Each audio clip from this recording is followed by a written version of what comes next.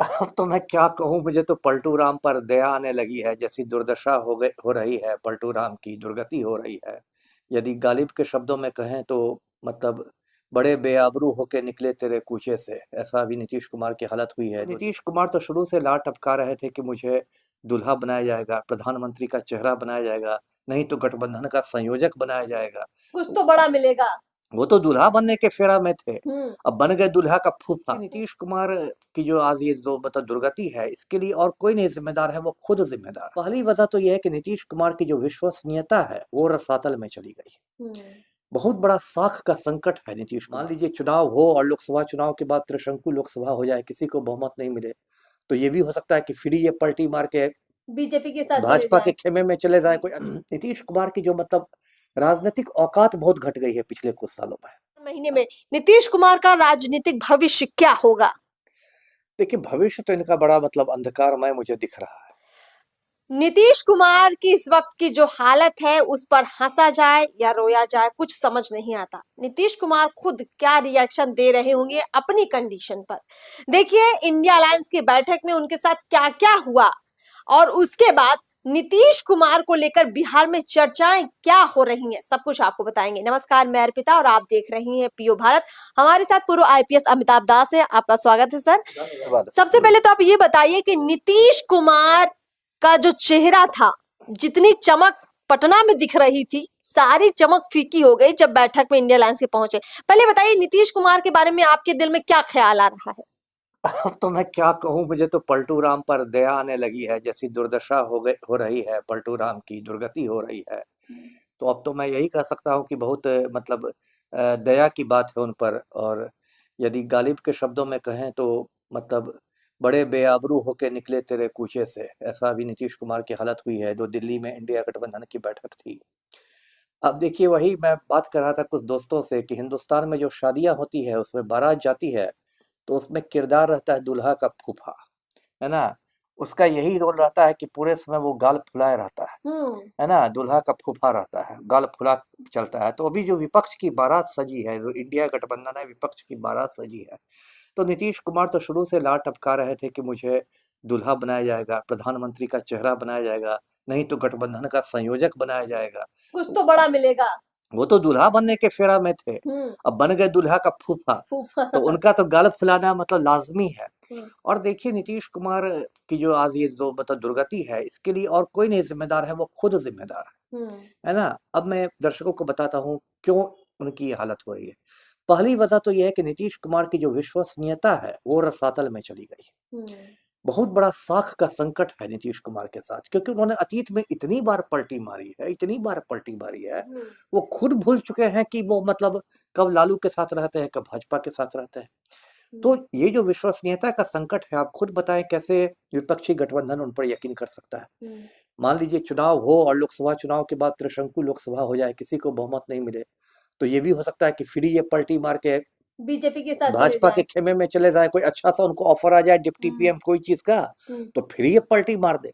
तो ये जो पलटू राम इनका नाम पड़ा है, ये नाम इनको बहुत डैमेज करा है, जो इनकी पलटू राम की छवि बन गई है। देखिए लालू जितने भी विवादित हो, लेकिन पलटू राम वाली छवि लालू की नहीं है। वो लगातार भाजपा के विरोधी रहे, कोई उन पर पलटी मारने का नहीं इल्जाम लगा सकता। लेकिन नीतीश कुमार की छवि पलटू राम की है। एक तो ये वजह है। दूसरी वजह है कि नीतीश कुमार की जो मतलब राजनीतिक औकात बहुत घट गई है पिछले कुछ सालों में। अब देखिए बिहार के संदर्भ में, बिहार में इनकी पार्टी तीसरे नंबर की पार्टी है। बिल्कुल बिल्कुल। सिर्फ 43 विधायक नीतीश के, 43। और कायदे से तो तेजस्वी यादव को मुख्यमंत्री होना चाहिए था, संख्या बल तेजस्वी के पास ज्यादा है। वो तो चाचा भतीजा का ऐसा रिश्ता है कि मतलब उसने आपकी उम्र का लिहाज करके या आपकी सीनियरिटी का लिहाज करके आपको सीएम की कुर्सी दे दी। बिहार का मुख्यमंत्री भी तो नीतीश कुमार अनुकंपा के आधार पर बने हुए हैं, संख्या बल तो है नहीं इनके साथ, चाहे वो बीजेपी के साथ रहे हो या राजद के साथ, दोनों स्थिति में अनुकंपा ही है। अनुकंपा के आधार पर है।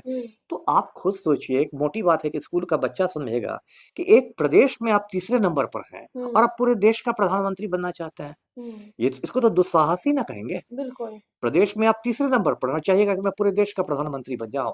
एक तो ये बात है। तीसरी बात है कि पिछले कुछ सालों में नीतीश कुमार की बहुत ज्यादा छवि जो है वो धूमिल हुई है, और इनकी छवि एक बन गई है कि ये माफिया के बिल्कुल चपरासी है ना। अब मैं दर्शकों को ये तस्वीर दिखा दूं ये बिहार का खूंखार माफिया है अनंत सिंह, जो बेऊर जेल में बंद है। दो मामलों में 10-10 बरस की कैद काट रहा है और बहुत सारे हत्या अपहरण क्या क्या के मामले इस पर हैं। और ये हमारे मुख्यमंत्री पलटू राम है, जो बिल्कुल चपरासी की मुद्रा में इसके सामने हाथ पैर जोड़ के खड़े हैं। आज की तारीख में अनंत सिंह की गुंडागर्दी जारी है बेऊर जेल में, लेकिन मुख्यमंत्री की औकात नहीं है कि अनंत सिंह को वो बेऊर जेल पटना से तिहाड़ जेल दिल्ली भेजवा दे।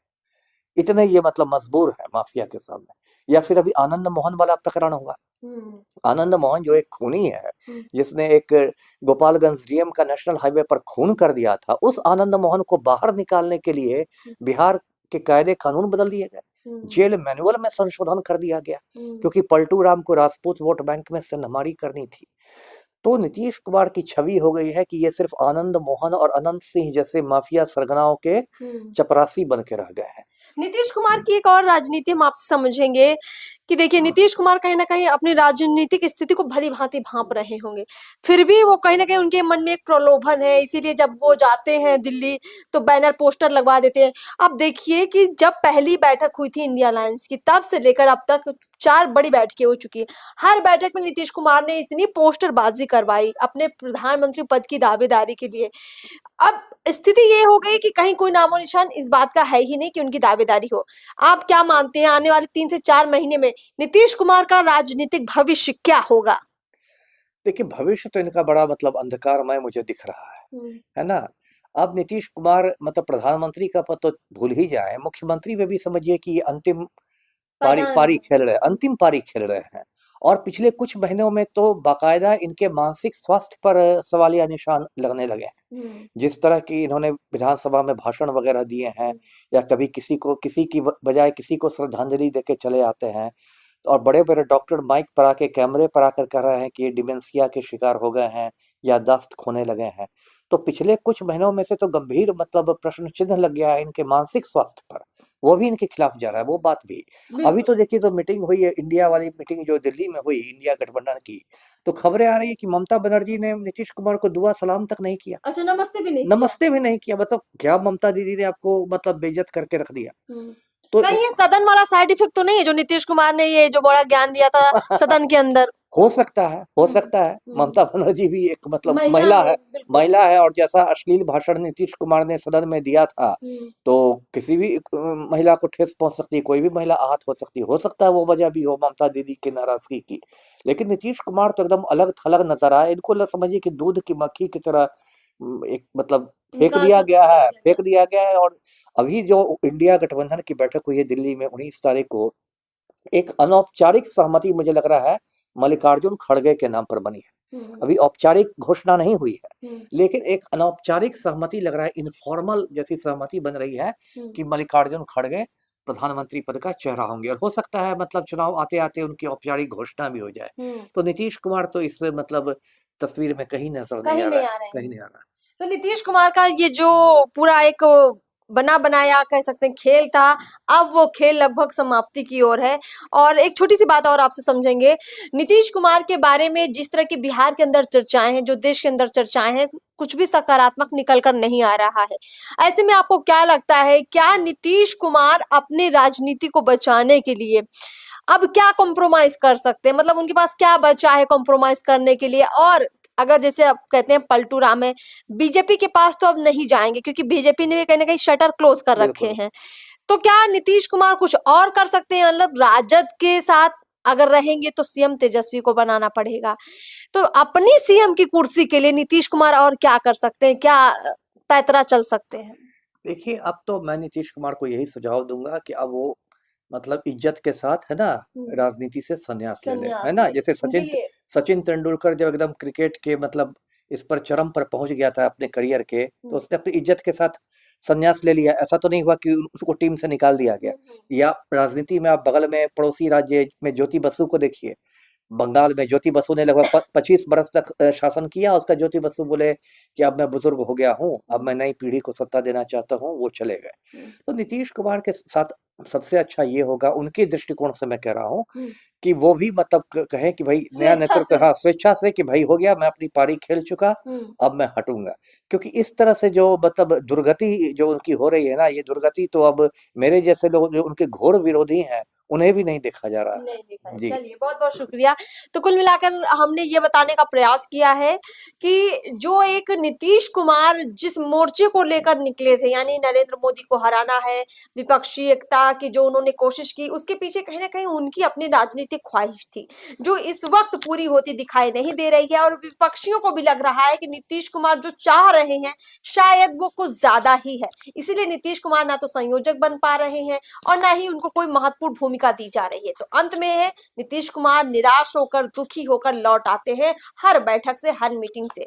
अब आगे क्या कुछ होगा उस पर हमारी पूरी नजर है, जरूर आपको बताएंगे। लेकिन आजकल के हालातों पर आपकी क्या कुछ राय है, कमेंट बॉक्स में आप भी जरूर बताइए। नमस्कार।